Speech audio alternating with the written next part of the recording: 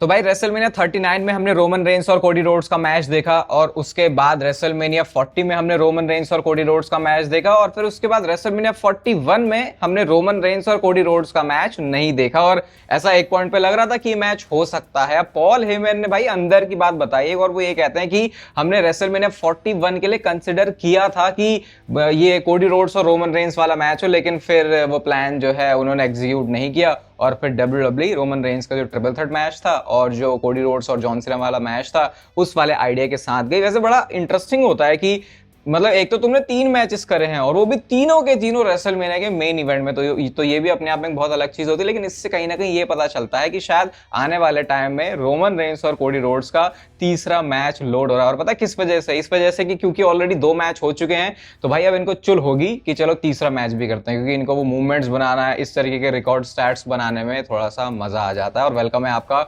Voice of wrestling के एक और नए एपिसोड में। पहले ही आपको तगड़े वाला रिमाइंडर दे देता हूं कि डब्ल्यूडब्ल्यूई अनरियल डॉक्यूमेंट्री इस चैनल पर आ रही है कल, उसके लिए स्टे ट्यून। भाई बहुत ज्यादा मेहनत कर दी है, और जब आप उस डॉक्यूमेंट्री को पूरा देखोगे, थोड़ी सी लंबी हो सकती है, तो आप बोलोगे भाई मजा आ गया। और काफी सारी ऐसी डब्ल्यूडब्ल्यूई के बारे में बातें आपको पता चलेंगी जो कि इससे पहले हमको नहीं पता थी, और उसमें मेरी भी पर्सपेक्टिव है। तो वो जस्ट कोई डॉक्यूमेंट्री नहीं है कि बस मैंने आपको जो हुआ वो बता दिया, उसमें और क्या क्या चीजें हैं जो वहां से पिक की जा सकती हैं, जो कि बताती हैं डब्ल्यूडब्ल्यूई के फ्यूचर के बारे में भी। तो चलो स्टार्ट करते हैं। सबसे पहले हम रोमन रेंस के साथ। भाई ये ऐसी खुशखबरी कहां से आ गई, ये तो पता ही नहीं चला। रोमन रेंस भाई गायब नहीं हुआ है, रोमन रेंस छुट्टियों पे नहीं गया है, और रोमन रेंस बहुत जल्दी वापस आने वाला है। बहुत जल्दी का मेरा मतलब ये भी नहीं कि अगला ही मंडे नाइट रॉ का एपिसोड। जल्दी का मतलब रोमन रेंस के लिए ये भी होता है कि अगर ब्रेक सिर्फ एक हफ्ते का ही हो, क्योंकि 18 अगस्त का जो मंडे नाइट रॉ का एपिसोड है भाई, वहां के लिए डब्ल्यूडब्ल्यूई ने वहां का जो अरीना है वेल्स फार्गो सेंटर जो है, उन्होंने एडवर्टाइज किया है रोमन रेंस को। अब जब अरीना की तरफ से एडवर्टाइजमेंट आ जाता है, इसका मतलब कि भैया उनको टिकट्स वगैरह बेचने हैं, और डब्ल्यूडब्ल्यूई की तरफ से हरी झंडी आई है। इसी वजह से रोमन रेंस एडवर्टाइज्ड हैं, और ये पहले रोमन रेंस एडवर्टाइज नहीं थे, ये अपडेट हुआ है। तो कई बार ऐसा होता है कि किसी सुपरस्टार को बहुत पहले से एडवर्टाइज कर लिया और फिर उसके बाद वो आता नहीं है, तो फिर ये होता है भाई पुराना एडवर्टाइजमेंट था, लेकिन ये अपडेटेड है। तो भाई अब रोमन रेंस को देख के लग रहा है उनका एक्टिव रोल हो रहा है स्टोरी में। और अगर आप ये सोच रहे हो कि भाई उनकी तो मूवी शेड्यूल का उसका क्या हुआ, तो उसके बारे में पता चला हमको पीडब्ल्यू इनसाइडर से, और उन्होंने बोला रोमन रेंस सिर्फ 4 हफ्तों का ही काम करने वाले मूवी का, उससे ज्यादा वो बंदा उधर भी टाइम नहीं दे रहा। उनके लिए भी वो प्रीमियम है। जो स्टार्ट होगी रोमन रेंस की फिल्मिंग वो है 2 सितंबर को, और ये एंड हो जाएगी 26 सितंबर के आसपास। ऐसा कुछ उनका शेड्यूल है। जैसा प्लान अगर किया है वैसे ही होता है। तो इसका मतलब कि ये मूवी शूटिंग की वजह से ऐसा कुछ नहीं है कि जैसे लगता है ना कि भाई 3-4 महीने के लिए बंदा गायब हो जाएगा, वैसा सीन रोमन रेंस के साथ नहीं है। मुझे नहीं पता कि ये उनके छोटे रोल की वजह से है, या फिर ये जो है हॉलीवुड वाले बहुत खतरनाक लोग हैं कि ये इतनी जल्दी सब कुछ शूट कर लेंगे, फिल्म करेंगे। मुझे पता भी नहीं मूवी वर्क कैसे करती है, लेकिन जस्ट ये पता है कि ऐसा कोई लंबा वाला ब्रेक नहीं है रोमन रेंस का। अब क्योंकि रोमन रेंस एडवर्टाइज हैं मंडे नाइट रॉ के एपिसोड के लिए, तो ऑब्वियसली एक सवाल बनता है कि क्लैश इन पेरिस, क्या वहां पे रोमन रेंस आने वाले हैं? क्या रोमन रेंस वहां पे कंपीट करने वाले हैं? अभी इसके बारे में तो कुछ नहीं कह सकते, क्योंकि जस्ट अभी तो इन्फॉर्मेशन ही इतनी है कि Roman Reigns Monday night raw के एपिसोड में आने वाले हैं। बट आई थिंक अगर रोमन रेंस का कोई मैच हो रहा है तो कुछ पॉसिबल आइडियाज हो सकते हैं। जैसे एक आइडिया हो सकता है उनको वर्ल्ड टाइटल मैच में डालने का, मल्टी पर्सन मैच, एक अनार 100 बीमार वाला सीन चल रहा है। बट एक बहुत इंटरेस्टिंग मैच जो कि डब्ल्यूडब्ल्यूई कर सकती है रोमन रेंस का सिंगल्स मैच, वो होगा अगेंस्ट ब्रॉनसन रीड। अगेन अगर रोमन रेंस कंपीट कर रहे हैं शो पर, क्योंकि अभी आप देख रहे होगे ये जूता चुराई वाली जो पूरी स्टोरी लाइन है वो भी चल रही है, और डब्ल्यूडब्ल्यूई ने जिस तरीके से थोड़ा सा ना ऐसे देख रहे होगे आप रिसेंटली कि काफी ज्यादा इस चीज के ऊपर भी ध्यान खींचने की कोशिश करिए कि there is something between Bronson Reed और रोमन रेंस। तो और उससे पहले तो ऐसा लग रहा था कि जैसे कि उनका सिर्फ टारगेट जो है ब्रॉन ब्रेकर ही है। तो अगर उस हिसाब से देखें तो शायद उनका एक मैच बन सकता है। मैं भी इसी वजह से जो ब्रॉनसन रीड है उनके पास शूला फाला है, तो देखो अब क्या होता है। फिलहाल तो चलो अच्छी बात यह है कि advertiser Roman Reigns Monday night raw के एपिसोड के लिए। अब बस ऐसा कुछ ना हो जाए कि हमको ये सुनने को ना मिले कि रोमन रेंस को एडवर्टाइजमेंट से हटा दिया, क्योंकि हटा दिया तो उसका मतलब कि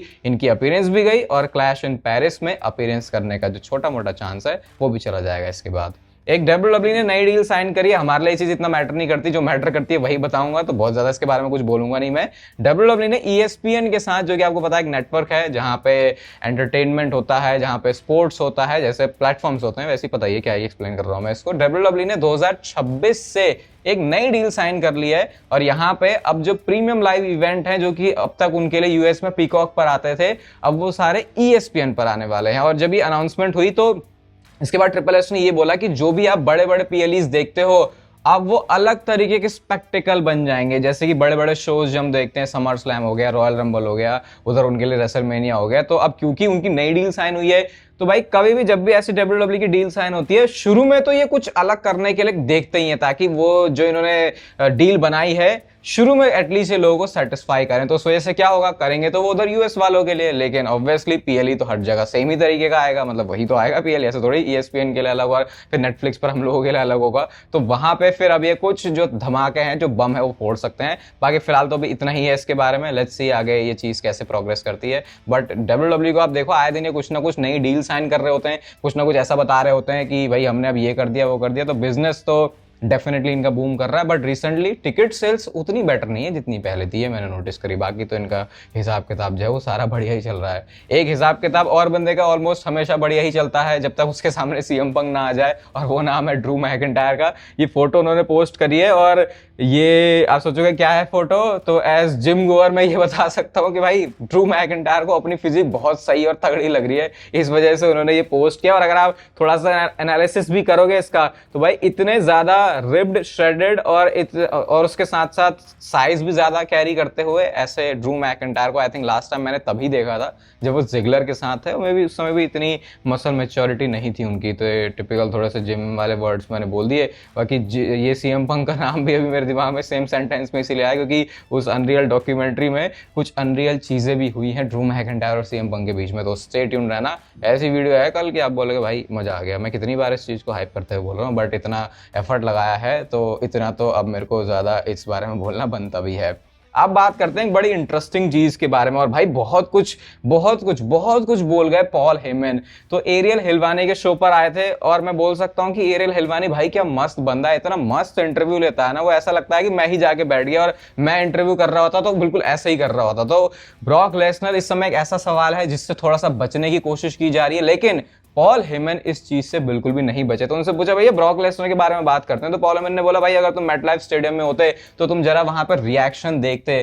फिर उन्होंने क्रिटिसिज्म की बात करी, तो देखो कैसे पॉल हेमन ने बातों के साथ खेला। वो कहते हैं कि हर किसी का क्रिटिसिज्म होता है, तुम भगवान का देख लो, लोग भगवान को क्रिटिसाइज करते हैं, आज तक कोई ऐसा प्रेसिडेंट नहीं हुआ जिसका 100% फेवर में लोग जाते हो। तो ऐसा ही उन्होंने ब्रॉक लेसनर के लिए भी बोला कि भाई मैं उस चीज के ऊपर अटेंशन ही पे नहीं करता, मेरे हिसाब से सिंपल है, ब्रॉक लेसनर आया समर स्लैम में, अगर फैंस बोलते भाई ये गड़बड़ हो गई, ये क्या हो गया, वो क्या हो गया, तो मैं कहता कि क्योंकि वो चीज फैंस को ही पसंद नहीं आई है तब उसमें कुछ सोचने वाली बात है। लेकिन मेटलाइफ स्टेडियम में अगर तुम होते तो एक भी ऐसा फैन नहीं था जो पागल नहीं हुआ ब्रॉक लेसनर के रिटर्न को देख के। लेकिन इसके बाद फिर एरियल हिलवानी भाई बहुत तगड़ा वाला जर्नलिस्ट है, उन्होंने बोला तो भाई तुम ये क्रिटिसिज्म की जो बात कर रहे हो बहुत सीरियस है। तो इसके बाद पॉल हेमन ने बोला भाई देखो मुझे इसके बारे में कुछ नहीं पता, मैं एज टैलेंट ब्रॉक लेसनर को देखता हूं, मैं ये नहीं कह रहा कि चीजें कोई जस्टिफाइड हो गई है ऐसा कुछ वैसा, सिंपल ब्रॉक लेसनर वापस आया, लीगल टीम ने उनको अप्रूव कर दिया है, बस मुझे इसके बारे में इतनी ही इंफॉर्मेशन है, इससे ज्यादा मैं इसके बारे में ना कुछ बोलना ना कुछ सोचना चाहता। और फिर साथ में ये भी बोलते हैं कि अब ब्रॉक लेसनर वापस आ गया है तो तुम उसे कैंसिल भी नहीं कर सकते। ये भी मतलब पॉल हेमन ने तो भाई बिल्कुल डंके की चोट पे बोली है चीजें। वो कहते हैं कि अगर डब्ल्यूडब्ल्यू हमेशा से ही बोल्ड मूव करने के लिए जानी जाती है और ये ब्रॉक लेसनर को वापस लाना एक बोल्ड मूव में से था, तो अगर तुम लगे पड़े हो कि तुम ब्रॉक लेसनर को कैंसिल कर दोगे भाई तो वो कैंसिल नहीं होने वाला। ब्रॉक लेसनर यहां पर आया है स्टे करने के लिए। अब जिन लोगों को ब्रॉक लेसनर के रिटर्न से प्रॉब्लम है, आप सोचो कैसे ये बातें उनको जाके सीधा चुभी होंगी। मेरे ओपिनियन में इसके बारे में अच्छे से जिस दिन ब्रॉक लेसनर का रिटर्न हुआ था समर स्लैम में उसी वीडियो में बता चुका हूं, तो उसको अब मैं दोबारा से रिपीट नहीं करूंगा कि मेरे को क्या फील होता है इस चीज को लेकर। अब भाई वो ठीक है, जो था वो था, उसके बारे में हमने बात कर ली, अब दोबारा से वो रिपीट मोड में हम उसको चलाएंगे नहीं। लेकिन बहुत ज्यादा पॉल हेमन यहाँ पे बोल लेते ब्रॉक लेसनर के बारे में। वो क्या, जब उनसे ये भी पूछा कि क्या तुम्हें लगता है कि ये चीजें जो है ब्रॉक लेसनर की लेगेसी को इफेक्ट करेंगी, वो कहती है लेगेसी, वो तो ऑलरेडी अपनी लेगेसी सीमेंट भी कर चुका। तो बिल्कुल यहाँ पे फेवर कर रहे थे ब्रॉक लेसनर को पॉल हेमन, और फिर अब निशाने पे पॉल हेमन भी आ चुके हैं। कोई एक बंदा बोल रहा था कि ब्रॉक लेसनर पॉल हेमन गाय नहीं है, पॉल हेमन ब्रॉक लेसनर गाय है, जिस तरीके से वो ब्रॉक लेसनर के बारे में बातें बोल रहे। तो ये सब उन्होंने बोला। इवन सिर्फ ये पॉल हेमन ही नहीं, अलग अलग जगह पर कोडी रोड्स और ट्रिपल एच ने भी बात करी। कोडी रोड्स कह रहे हैं भाई देखो हम स्पोर्ट्स को एंटरटेनमेंट से तो मिलवाना चाह रहे हैं, ब्रॉक लेसनर एनसीडब्ल्यूए चैंपियन है, यूएफसी वर्ल्ड हेवीवेट चैंपियन भी वो रहा है, तो देखो उस डायरेक्शन में हम कितना अच्छा जा रहे हैं। फिर ट्रिपल एच भी ईएसपीएन वाली चीज को प्रमोट कर रहे थे, तो वो भी वही विंस मैकमैन वाली लाइन बोलते हैं कि Brock Lesnar Lesnar does what he wants, तो वही चीज हमने यहाँ पे फिर से होते हुए देखी है। अब लोग इसको अलग भी उस जो उनके ऊपर एलिगेशंस लगे उसके साथ भी फिट कर रहे हैं कि ओके अच्छा Brock Lesnar does what he wants, तो इसका मतलब वहां पे भी ऐसा, तो ये सब जो है चलता रहता है सोशल मीडिया पे। लेकिन फिलहाल तो अब इन्होंने थोड़ा सा बात करी है ब्रॉक लेसनर के बारे में, तो थोड़ी क्लैरिटी भी मिली कि डब्ल्यूडब्ल्यू इस चीज को देखती कैसे है। बाकी इस इंटरव्यू में थोड़ी एक दो चीजें और भी पॉल हेमन ने बोली, जैसे गोल्डबर्ग के बारे में, तो जो अभी हुआ था ना उनका कि भाई जो गोल्डबर्ग बोल रहे थे भाई मेरे साथ इतना अच्छा नहीं हुआ, मतलब थोड़ा सा क्राई बेबी की तरह, but not very cry baby, क्योंकि उनसे वैसी बात पूछी ही गई थी। तो उन्होंने बोला ब्रॉक जो गोल्डबर्ग है उनकी एक्सपेक्टेशन हाई थी और इस वजह से थोड़ा सा उनको ऐसा लगा। बाकी उन्होंने डिफेंड नहीं किया ना डब्ल्यूडब्ल्यू की साइड को ना ही गोल्डबर्ग की साइड को, उन्होंने जस्ट क्योंकि एक इंटरव्यू में सवाल पूछा था तो उन्होंने बोला। बाकी कैरन क्रॉस के ऊपर भी उन्होंने थोड़ा सा कमेंट किया, स्टोन कोल्ड स्टीव ऑस्टिन से कंपैरिजन कर दिया भाई उन्होंने। अब मुझे ये नहीं समझ में आ रहा कि जब पॉल हेमन इस तरीके से कैरन क्रॉस को देखते हैं, और मैंने एक ट्वीट भी किया था कि एक जमाना था जब जब जब ट्रिपल एच वापस आए थे तो शुरुआती कुछ बंदे जो कि ट्रिपल एच के वापस आने के बाद डब्ल्यूडब्ल्यू में आए थे, उनके रिलीज होने के बाद, तो उनमें से एक नाम कैरन क्रॉस का था। लेकिन पता नहीं फिर चीजें क्या हुई कि अब तो ट्रिपल एच थोड़ा सा कैरन क्रॉस को लेके मुझे लग रहा खफा सही है। स्पेशली वो पोस्ट शो में जो हमने देखा था जब वहां पे वी वांट क्रॉस के चैंट लग रहे थे, तो उन चैंट्स को वी वांट ब्रॉक का मान के उन्होंने रिस्पॉन्ड किया, जो कि शायद ऐसा लग रहा है कि ट्रिपल एच ने उन चीजों को अवॉइड किया। तो जो भी है ये सिचुएशन चल रही है कैरन क्रॉस को लेके, कोई डील अग्रीमेंट अभी हुआ नहीं है, तो पता नहीं अभी इसके बारे में कुछ कह भी नहीं सकते। एक गलत हो रहा है काम कैरन क्रॉस के साथ, लेकिन एक गलत काम हो रहा है ऑस्टिन थ्योरी के साथ भी, क्योंकि पीडब्ल्यू इनसाइडर ने ये रिपोर्ट किया है कि डब्ल्यूडब्ल्यू ने अपने जो एक्टिव रोस्टर की लिस्ट में से है ऑस्टिन थ्योरी को निकाल दिया है। तो अब लोग कंसर्न है कि क्या ऑस्टिन थ्योरी का रिलीज भी आने वाला है। बट आई थिंक अगर मैं सही हूं तो एक मेन इवेंट में ऑस्टिन थ्योरी कंपीट कर रहे थे और वहां पे उनको कुछ इंजरी वाली प्रॉब्लम हो गई थी, तो मे बी उस वजह से ये हो सकता है। बाकी पता नहीं यार, देखो मैं तो कह रहा हूँ कि यार ट्रिपल एच को कोई सही से बुद्धि दे दे भाई, ऑस्टिन थ्योरी में पता नहीं उनको क्या नजर नहीं आ रहा।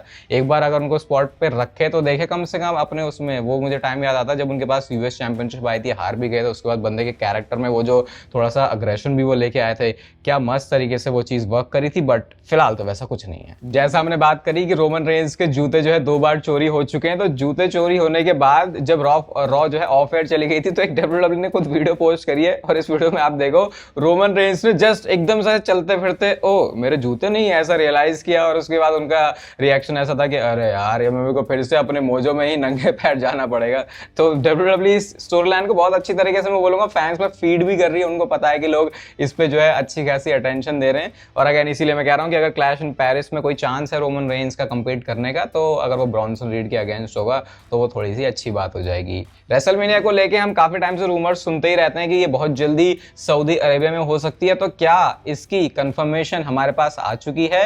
तो जो सऊदी अरेबिया के चेयरमैन है, मतलब सऊदी अरेबिया के चेयरमैन नहीं, ये जो पूरा स्पोर्ट्स और इन सारी चीजों को देखते हैं, उनके जो चेयरमैन है तुर्की अल शेख, उन्होंने ये बोला, अगर मैं नाम सही से प्रोनाउंस कर पा रहा हूं तो उन्होंने ये बोला कि एक बहुत ही बड़ा एंटरटेनमेंट इवेंट हमने साइन कर लिया 2027 के लिए, अनाउंसमेंट आ जाएगी बहुत जल्दी। तो एक बंदे ने रिप्लाई किया अच्छा रेसलमेनिया, तो उसके ऊपर उन्होंने ऐसे उल्टा मुंह वाली और ये आंखों में चश्मे वाली इमोजी बनाई कि देखो भाई मैंने डील क्रैक कर दी। ये अबू नसर ये जो बोल रहे हैं ये कोई दूसरा और इवेंट है पता नहीं, बट आई थिंक इनमें से अगर 2 अलग, रेसलमेनिया तो ऑब्वियसली इवेंट है, दूसरा क्या है वो मुझे इसके बारे में कुछ नॉलेज नहीं है, बट शायद ये हिंट कर रहा है इस तरफ कि इन्होंने हो सकता है रेसलमेनिया लॉक कर ली। और वैसे भी जिस हिसाब से डब्ल्यूडब्ल्यू वहां पे जाके पैसे कमाती है, ये कोई बहुत हैरानी वाली बात भी नहीं होगी। बट मेरे को मजा आएगा, सिर्फ मैं तो चाहता ही हूँ भाई कि उधर जाके जो है थोड़े से अपने इवेंट वगैरह ज्यादा और करना शुरू कर दें।